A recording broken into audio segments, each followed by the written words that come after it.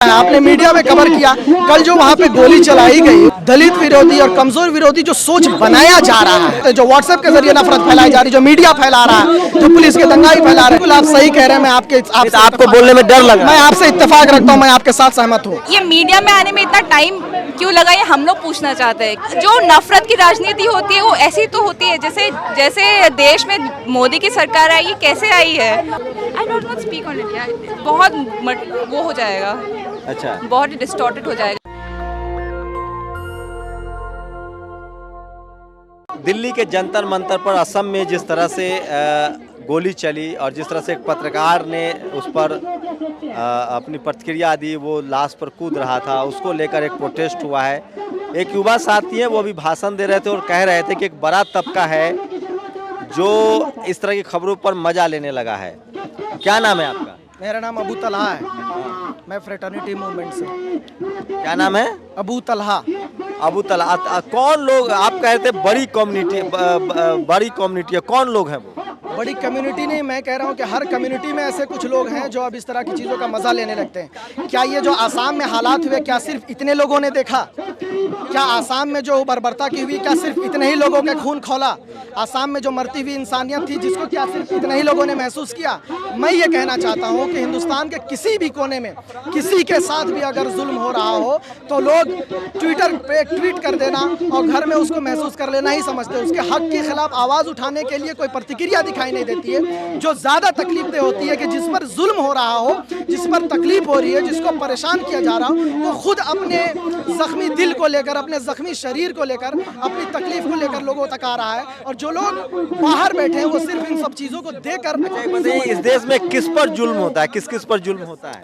आपको क्या लगता है? आपने मीडिया में कवर किया कल जो वहाँ पे गोली चलाई गई, वहाँ के मुस्लिम्स का किलिंग हुआ और उसकी लाश पे जो तांडव किया गया, क्या ये जुल्म नहीं है? नहीं, मैं कह रहा हूँ जुल्म किस आधार पे होता है, आपको क्या लगता है? जाति के आधार पे या धर्म के आधार पे? देखिए, जुल्म का कोई आधार नहीं होता। जहाँ पे जाति का आधार पर उनको अपना हक लेना होता है जालिम को, तो वो जाति को टारगेट करता है। जहाँ पे ताकत का दिखाना होता है तो वो अपने ताकत को जाहिर करता है और कमजोर को दबाता है। जहाँ पे रिलीजन के नाम पे कुछ काम करना होता है वो अपने रिलीजन को बढ़ाकर दूसरे को सप्रेस करने की कोशिश करता है। तो जुल्म का इन सब जो आपने भी बोला दलितों पर या मुसलमानों पर जो अत्याचार हो रहा है, उसके लिए किसको वजह मानते हैं? मैं यहाँ जो मुस्लिम विरोधी, दलित विरोधी और कमजोर विरोधी जो सोच बनाया जा रहा है, कौन लोग हैं ऐसी सोच का नाम बताइए ना सर। आज हमने इस सोच के लिए कोई एक खास आदमी जिम्मेदार नहीं, बल्कि इस विचारधारा को रखने वाला हर आदमी इसके लिए जिम्मेदार है। कौन इस विचारधारा को फैलाता है? विचारधारा जो मुतासिर होते हैं, जो व्हाट्सएप के जरिए नफरत फैलाई जा रही, जो मीडिया फैला रहा है, जो पुलिस के दंगाई फैला रहे हैं। आपको मीडिया में कौन लोग बैठे हुए? मीडिया में मीडिया कर्मी बैठे हुए हैं। कौन उनकी जाति है, कोई धर्म? जाति में कैसे बता सकते हो? किसी मीडिया कर्मी का कोई जाति बताया जाएगा? कल जो उसने विजय बनिया ने वहाँ के लाश पर वो किया, तो आप उसकी जाति जानकर उसके ऊपर खिलाफ आवाज उठाएंगे? आपको लगता है जाति के आधार पर अत्याचार नहीं होता? बिल्कुल होता है।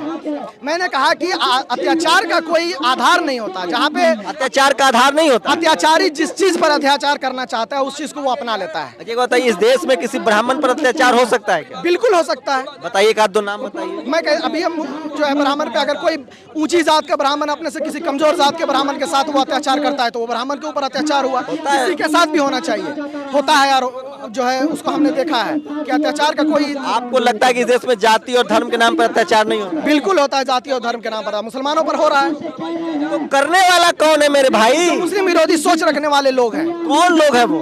अगर आप सोच रखते हैं मुस्लिम विरोधी तो आप भी अत्याचारी हैं।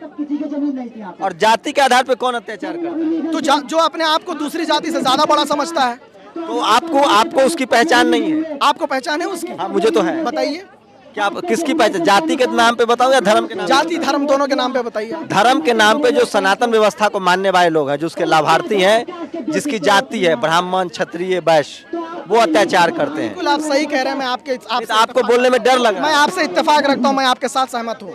बहुत बहुत धन्यवाद, शुक्रिया।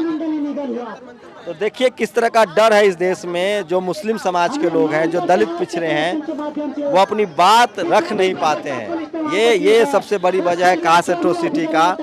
और एक डर है, एक दहशत है, वो बोलना नहीं चाहते हैं जो बात मैं बोल सकता हूँ। इस देश में सारा अत्याचार धर्म और जाति के नाम पर होता है। ऐसे ही कुछ लोग की और प्रतिक्रिया सुनवाऊंगा कि वो क्या कह रहे हैं। मैम, क्या लग रहा है, आप कैसे देख रही हैं जब से बीजेपी की सरकार असम में आई है? देखिए, बीजेपी की सरकार आई इसी बेसिस पे है कि ऑन रिलीजियस एथनो लाइंस की आप डिवाइड करके कि अदराइजेशन द पीपल, जो मुसलमान वहाँ पे रहते हैं जिसको आपको बोला जाता है कि आप इलीगल हो, उसी बेसिस पे सरकार रही है। तो ये जो अभी हुआ है वो कोई मतलब बहुत दुखद है, but it was expected of them. But ये बात है कि ये मीडिया में आने में इतना टाइम क्यों लगा, ये हम लोग पूछना चाहते हैं। कि जब एनआरसी का पहला लिस्ट आया था कि बहुत जो मुसलमान हैं जिसका नाम एनआरसी में नहीं आया था उन्होंने सुसाइड किया था, उन्होंने सुसाइड कमिट किया था, बहुत लोग की जान गई थी, उन्होंने सुसाइड कर लिया था। उस इशू पे ना ही मेनलैंड पे ना ही नेशनल मीडिया में कोई बात चली। प्लस अच्छा, अभी मैंने ऐड करना चाहूँगी कि असम में अभी वर्ल्ड का सबसे बड़ा डिटेंशन सेंटर खुलने वाला है, उस पर भी कोई बात नहीं हो रही। मैं समझता हूँ आप ट्राइबल कम्युनिटी से हैं, जो मुख्यमंत्री है वो ब्राह्मण कम्युनिटी से है, जनरल कैटेगरी से हैं। वहाँ का ट्राइबल ओबीसी सबसे ज़्यादा एनआरसी की चपेट में आया है, मुसलमानों से ज़्यादा। लगभग 7 लाख लोगों के पास पेपर नहीं है, जिनको हिंदू कहकर वोट लिया जा रहा है। क्या एक अवेयरनेस है वहाँ के ट्राइबल और ओबीसी कम्युनिटी में? अवेयरनेस है तभी तो अभी लोग बोल रहे हैं। लोग अभी बोलना शुरू इसीलिए तो किया कि उन लोगों को भी अवेयरनेस आ रहा है। बट बात यह है कि इतने सालों से कन्वर्सेशन मेनलैंड में क्यों नहीं आया है, वो ही हम लोग पूछना चाहते हैं कि वहाँ का ट्राइबल कैसे सोचता है रिलीजन को लेकर? क्या उसको लगता है कि बीजेपी सही कर रही है?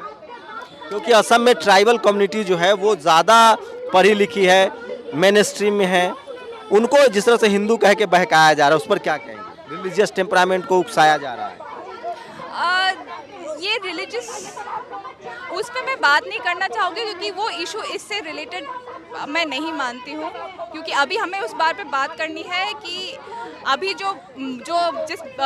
जिस मुसलमान की मौत हुई है वो मौत क्यों हुई है। लेकिन आप असम के तो मैक्सिमम जो ट्राइबल हैं, ओबीसी हैं और शेड्यूल कास्ट है, उन्होंने चुना है इस सरकार को हिंदू धर्म के नाम पर।